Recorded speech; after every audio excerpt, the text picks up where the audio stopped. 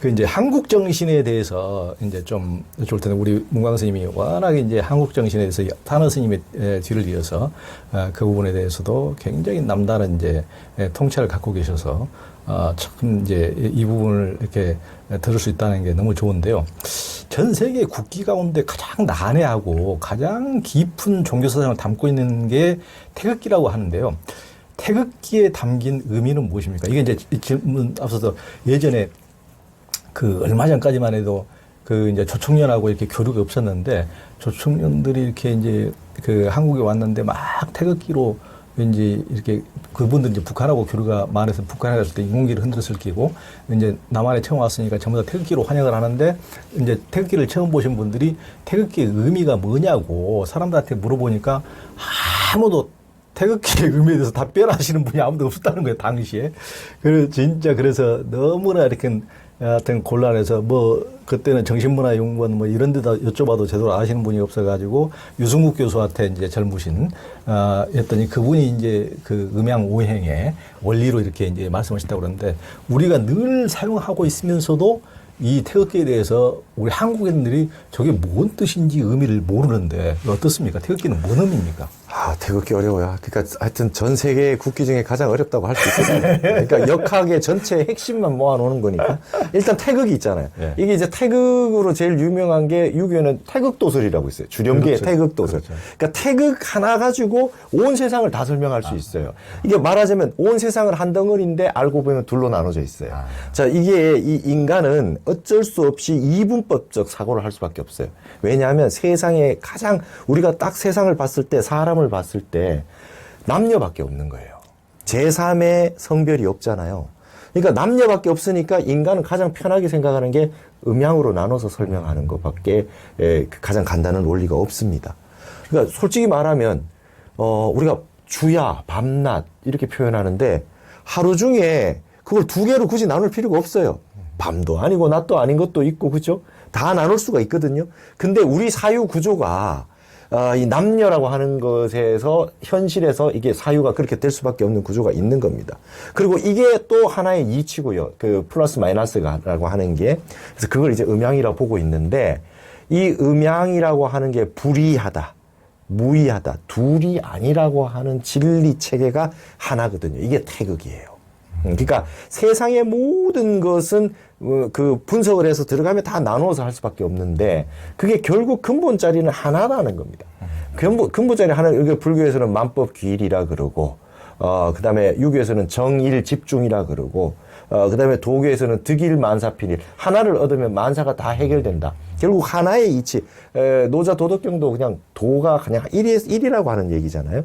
이제 그게 근본인데 그게 펼치면 이제 음양으로 나온다는 거죠. 근데 음양으로 끝나는 것이 아니라는 거예요. 여러분 이제 남녀를 보시면 남자라고 하는 양을 가지고 있지만 알고 보면 좀 여성적인 사람이 있고요. 여성이 있는데 굉장히 남성적인 사람이 있어요. 그러니까 음 속에 양이 있고 양 속에 음이 있으니까 벌써 4개가 됐잖아요. 그러니까 이게 지금 태극이라고 하는 것 속에 1에서 2가 있고 2에서 이제 4가 나오는 거죠. 근데 여기 있는 4라고 하는 거를 이 구성을 하면 이렇게 딱 그 태양, 태음, 소양, 소음만 돼야 되는데 우리 태극기 안에 있는 건 더 어려워요. 건곤 감리가 있어요. 그러니까 8개 가운데 4개만 뽑은 거예요. 건곤이라고 하는 가장 양적인 거, 음적인 거 하고 완전 순양, 순음이, 순양이 있고 순음이 건곤이고요.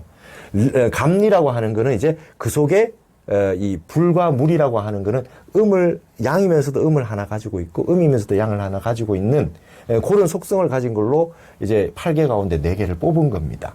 그러니까 이거는 말하자면은 이 전 세상에 나타나고 있는 모든 양상을 심플하게 모아서 해놓은 겁니다. 근데 태극이 이렇게 돼서 가운데 이렇게 쭉 갈라져 있다 그러면 이게 나눠진 거죠, 영혼이.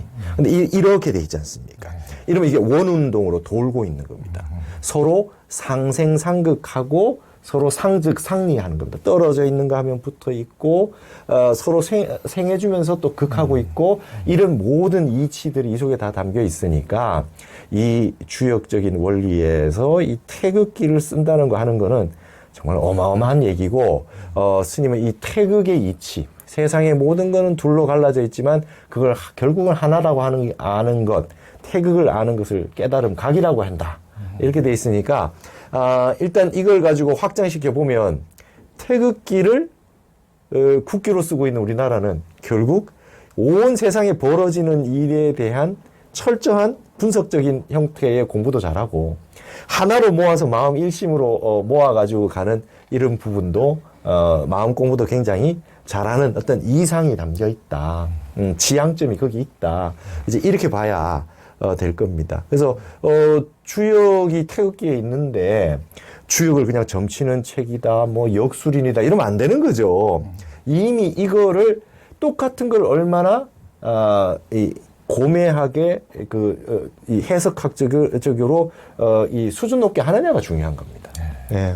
그러니까 우리가 이제 여기에 딱 남북으로 갈라진 뭐 빨간색과 파란색으로 이렇게 갈라진 극과 극이 아니고 이런 식으로 이제 원흉 해통하는 여기에 이제 또 건곤 감리에 다 이게 이제 담겨 있기 때문에 우리가 예전에 이제 6.25 때 상극의 상잔을 치렀지만은 여기에는 우리 고대의 생생지생이라고 많이 하죠. 이제 우리는 서로 상극으로 서로 이제 끝장을 보는 우리 사상이 아니고 너도 살고 나도 사는 생생지생의 원리가 어떻게 보면 되게 담겨 있으니까 지금까지 우리가 남북이 이렇게 다투고 하는 것은 태극기의 원리에도 반하는 것이고 이것이 이제 서로 살리는 쪽으로 이제 우리가 온유하게 살아나는 쪽으로 이제 태극기를 현실에서 이제 구현하는 이제 이런 우리가 이제 시대의 사명을 가져야 될 것 같습니다.